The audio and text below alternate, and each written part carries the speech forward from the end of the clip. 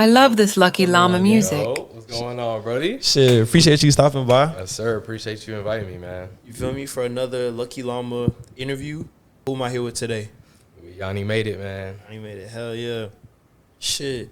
So the purpose of this interview is kind of just get a feel for how you grew up. You feel me? Like your mindset dealing with the music business and just some tips and tricks for young artists, producers that are coming up. So to kind of get started, like where are you from?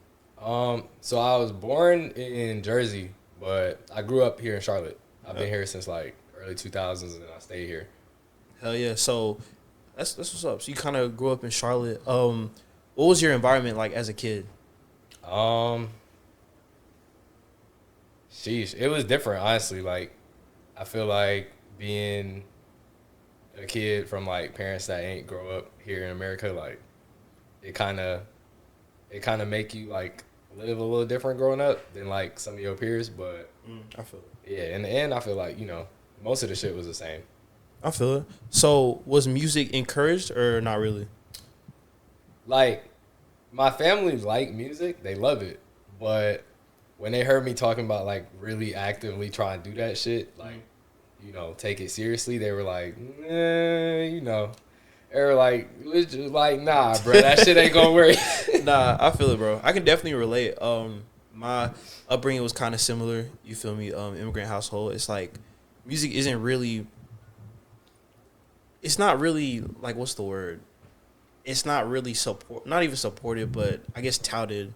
Like, Yeah. You know, something like school. It ain't something Yeah. that they seen before, so they just looking at it like, bro, ain't no way that shit about to work for you, bro. Yeah. Like, you gotta be one in like a million or some shit. Like, Yeah, hell I'm yeah. like, bro, you never know. Like, you feel me? So what was it that drew you to music initially? Growing up, I mean, I played a lot of instruments. Like, even in school, like, I was taking different, like, music classes and shit, like band or whatever, shit like that. And then that kind of just led to me realizing that that's not what I wanted to do with music.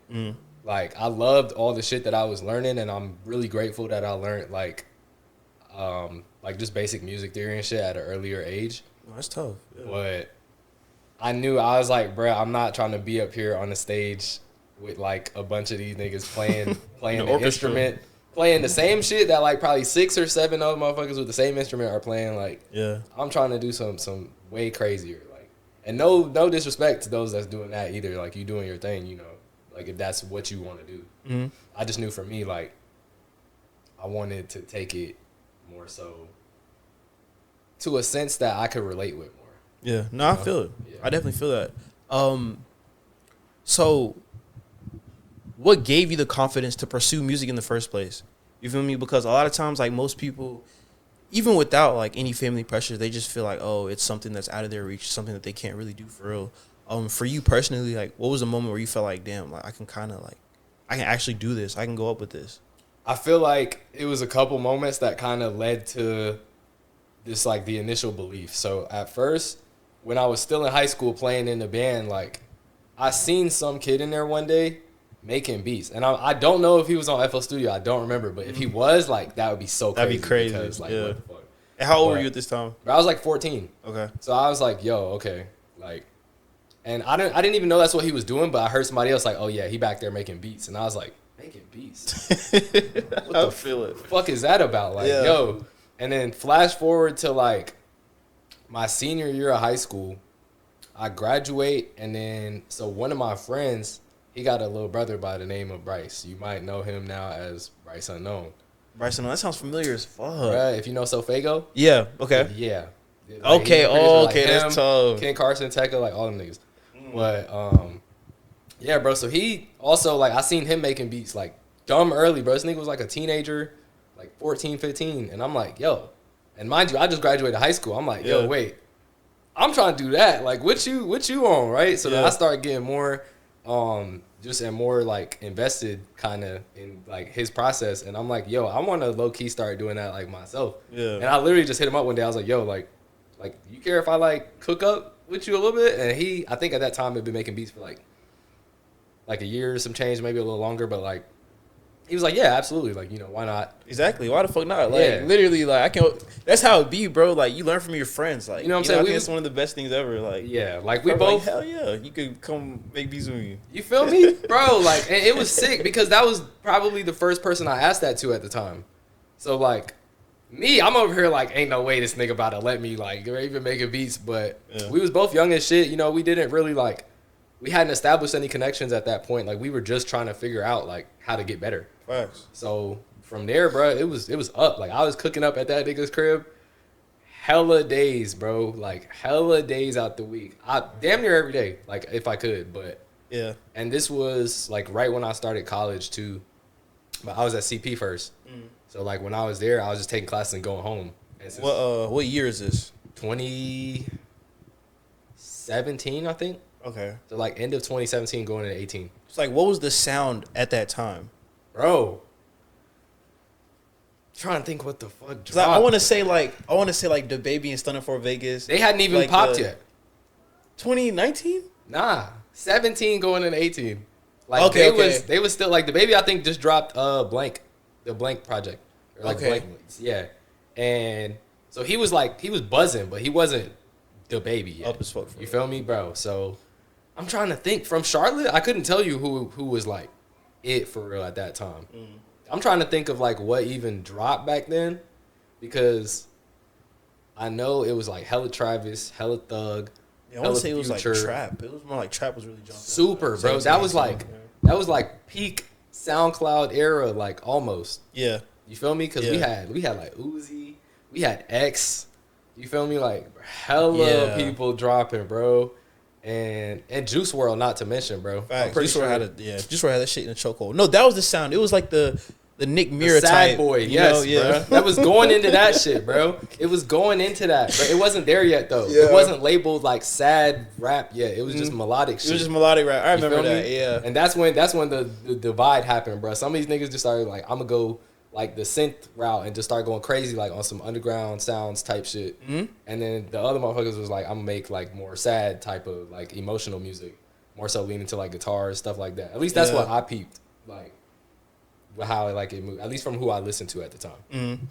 So what type of beats were you making back then? Whatever I could, honestly, Whatever bro. type shit It wasn't. I couldn't even like it was trap beats, but I couldn't even. They wasn't good trap beats, so they was just like whatever, bro. Like it was just like whatever I could make. I was just getting in there, loading some shit up on FL. This is before I knew like where to really get good loops either. So like I was just working with whatever I could find and just trying to make it as dope as possible. Hell yeah. No, that's tough as fuck. Literally, gang, people don't think about the grind phase. You know, like the phase where you're just sitting there doing it over and over and over again. And as annoying as it is, bro, that's literally how you build perfection. And that's, you know what's crazy you say that. I feel like that's when it feel like time just kind of passing by the fastest. Because you're not really focused on like, oh, when does this happen next? Or like, when is this going to drop? You kind of just like, I'm waking up today and I'm making beats. And I'm making as many as I can, bro. And I'm sending them bitches out. Okay, so you're a, hold on. How do I ask this? Like, you know how some producers are like, oh, you sitting there making 100 beats, like, that's not good. The beat's going to be ass. And the other producers are like, oh, I only make one beat and send them out. Like, where do you fall on that? Because I know you've seen that. Some producers really be like, that shit sucks. But other producers be like, no, this is the greatest thing in the world. Like, bro, I feel like for some it works, but like, I feel it's more so for a content purpose if you're making that many beats a day. It's not because you're sending them to, unless you just the plug at that point in time, like, unless you got a record that just got you the craziest motion and you got dummy people asking to send to you, a lot of times it's not really ideal to make that many beats in a day. I'll have my days where I try to make as many as I can, like for sport, kind of. Yeah, you know, and not even like just to kind of test my own limits. Like if I see myself making a similar sound for like more than a few days, I'll try to go on that spree where I just be like, yo, be more versatile, like make more different shit. And that's where I feel like some of my better beats have definitely come from. But by forcing yourself, to kind of be different. To just use different shit, you know what I'm saying? Go for different vibes, but like you don't even have to pump out like 20 beats to make that shit happen. You could load up FL the next day you wake up and just be like, today, I'm not going to make some shit like I made yesterday. And it could really just be that simple. Yeah. So how do you how do you keep your like creative independence? Cause I actually had a Zoom call with Pierre Bourne, and this nigga was like, he was like, the best advice he can give is to stop listening to other people's music. And I was like, I mean, like, how am I gonna like? Isn't that research? Isn't that market research? Like, it is, but it's so crazy he said that because I actually was just thinking about this like the other day myself. Yeah, like he literally said that shit. I was like, bro, cause stop listening to other people's stuff. The past few months making music was really like, I don't want to say difficult for me, but it wasn't motivating. Like, you saw my post, like it just wasn't hitting, and I was like, what? Like, where did shit kind of go wrong? And I still listen to hella music even now, but it's like, I saw a video where it was like, that's the like consumption phase. Like, you got to really go in there, listen to a bunch of shit, you know what I'm saying? Try to cultivate your sound. But in that creation phase that they mentioned, I don't think they still, you know, just blasting like hella other music every day. Yeah. I think you got to have your days where you just like absorbing the shit.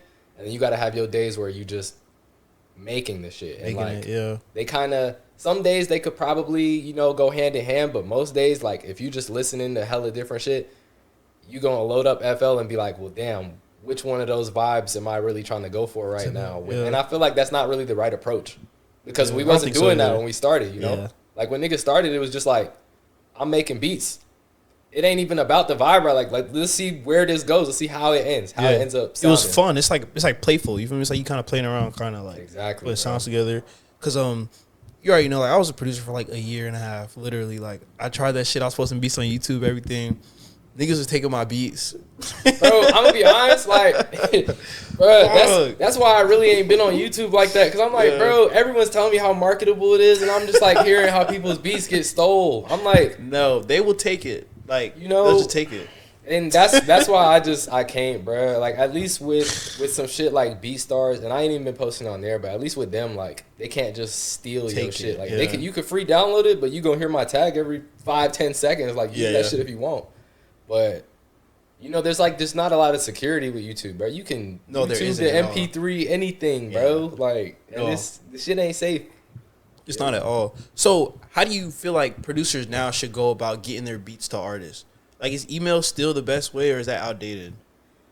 Like, as much as I want to say that's the right way, because, like, that's, you know, what the standard. Yeah, you know, but, like, getting emails now, I feel like is a bit more difficult than it was back then. Unless you just meeting the artist, like, in person in the studio, you could ask them for an email, because some of them will definitely look out and just throw you, like, yo, here, send me some shit.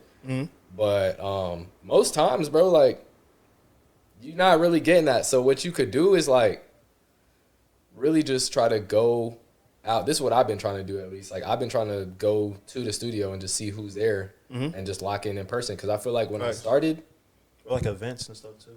Yeah, you know, like when I first started making beats, I feel like that's how I was locking in with most of the people. It's just like I was meeting them out doing the shit either at the studio or like even at a party, because UNC Charlotte, like, they just threw hella shit. Yeah, no, I had a great time. Shout out UNC Charlotte. Man, that shit was lit as fuck. I didn't even want to go there at first, but bro, me either. Oh God, my dad had to convince me, bro. He's like, nigga, you don't understand. Like, this could help you. I'm like, really? Man, fuck UNC Charlotte. Where did you want to go? Out of the state. Okay. Yeah, I was trying to leave this bitch, but I like, after looking at it for some time, I was like, man, that ain't the way. I'm about to owe hella money if I leave this state, bro, and I'm not trying to do that. Bro, that's so fucking funny, because the same exact shit happened to me, bro. Yep. Like,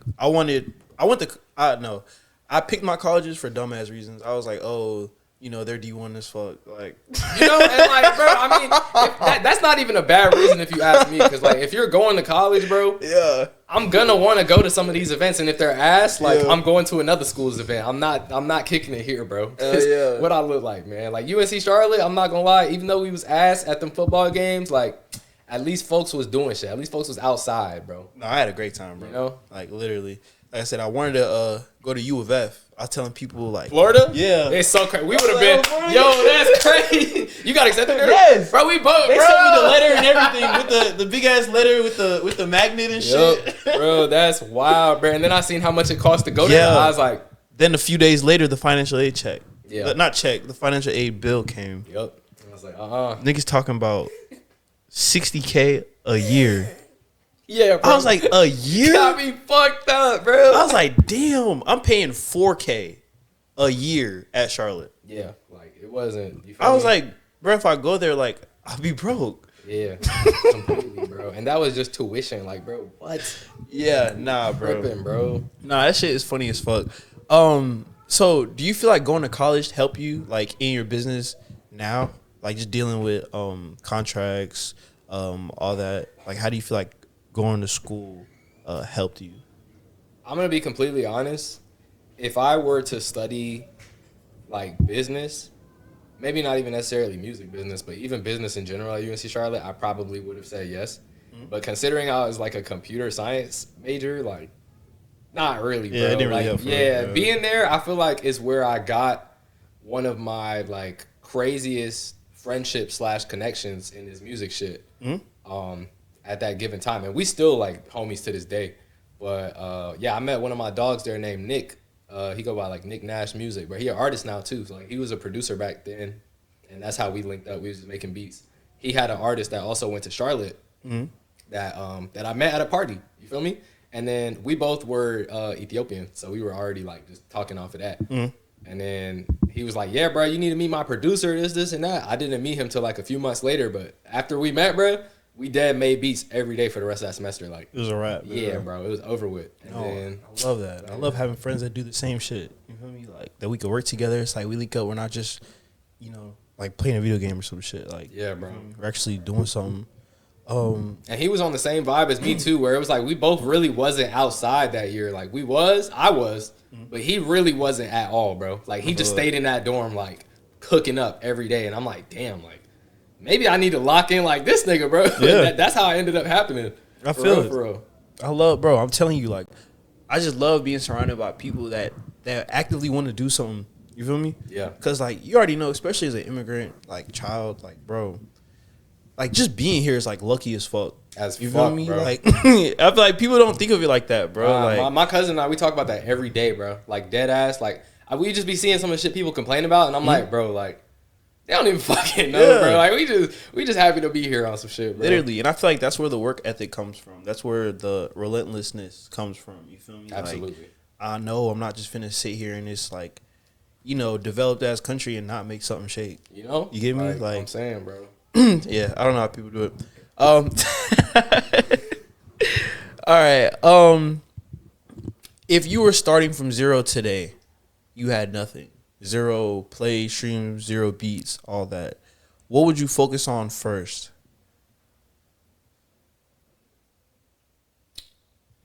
That's kind of tough, but honestly, I would say just getting nice, and that's not something that's like really easy to measure, if that makes sense. Mm-hmm. So facts, yeah. Because you can make a good beat and then a trash beat. Yeah, and even then, it's just a matter of like, bro, like who's to really say if this is good or bad? Like, if you're not an artist and you telling me like, oh, this beat is great, oh, this beat is bad, like, I'm going to appreciate that feedback, especially if you can actually go in depth and tell me what you didn't like, which most people not really. Yeah. But like, especially if you can really give me criticism, I fuck with that. But like most times, it's like the only real opinion on whether this beat is good or bad that matters is your own. Yeah. So facts. like, I feel like once you can establish that, and once you can consistently make beats that you think are good, that's when you start sending shit. That's when you start getting that feedback. Mm-hmm. And then from there, you're only going to get even better because you're just going to keep working.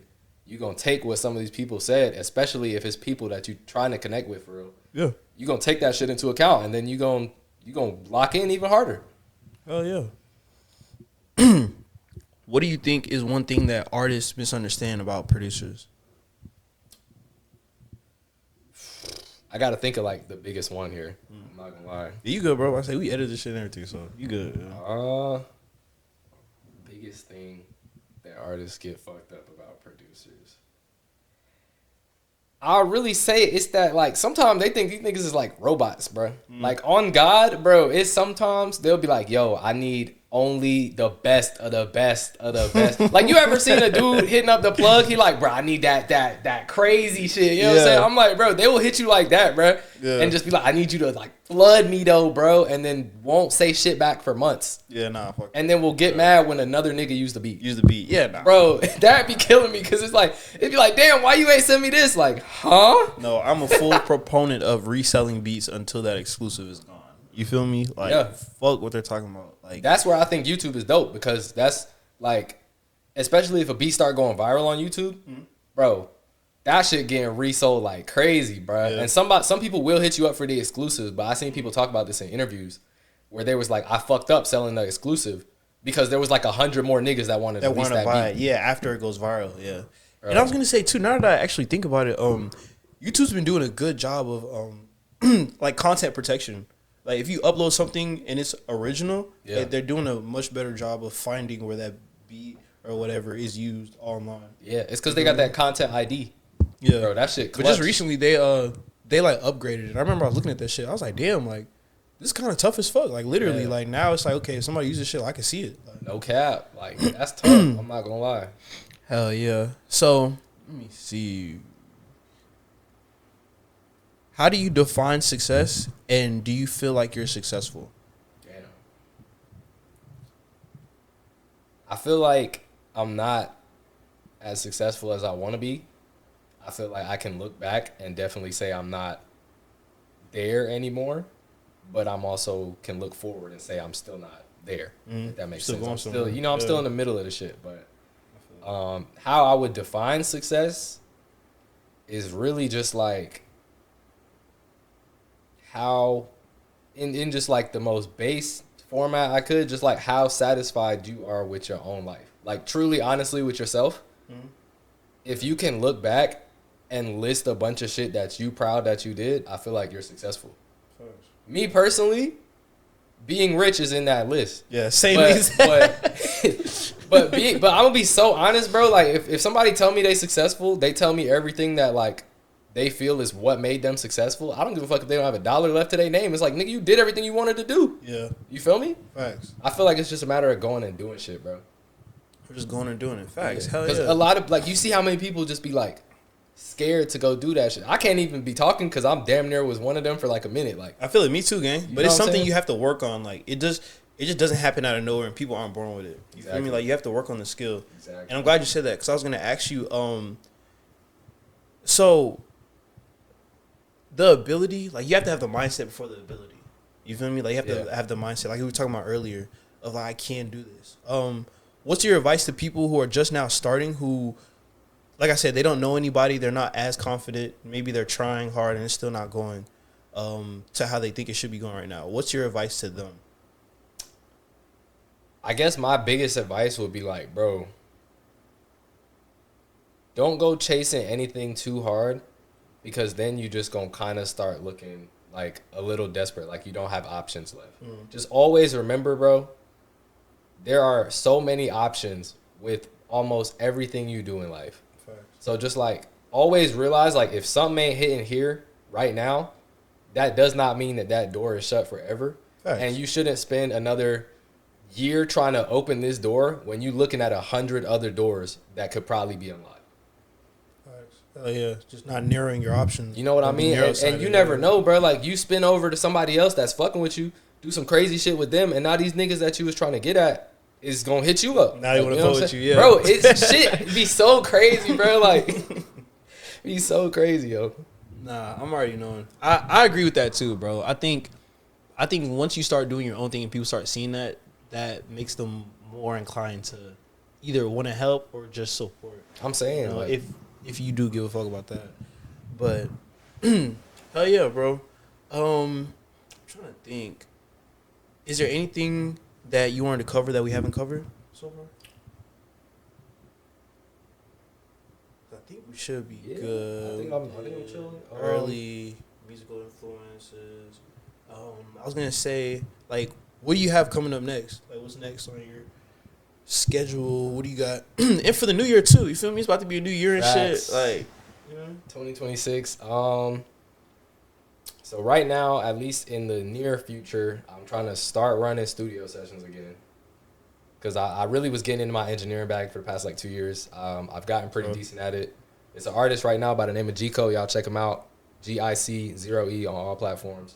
Shout out Gico. Yes, sir. He been going crazy. We ran up a couple million streams these past like year and a half, 2 years. We actually met in 2022, but like we've been locked in since then. I think mid-end 2023 started really going crazy, and since then, bro, it's just been up. So definitely more music with bro. Trying to get more just videos up my damn self. Like I posted a video on TikTok recently, sampling like an old R&B song, making a beat. People seem to like it a little bit, so I'm gonna try and keep going with that. And then, yeah, other than that, just trying to like take more trips, man. I know, same. Just live life for real, because I feel like that's another thing I realized when I was like really locked into music is like I had kind of just stopped living life at one point. Like I dead would like either go to work or whatever I'm doing that day, come home and just make beats and just repeat. And I'm like, bro, this ain't how I'm trying to live, bro. So yeah, like really just living life and then making music. That's getting money. Get into that bag. What you talking about? But shit, nah, bro. I appreciate you pulling up. It was a dope ass interview. Yes, sir, man. I appreciate you having me, dog. Yes, sir. You already know the vibes, and we out this bitch.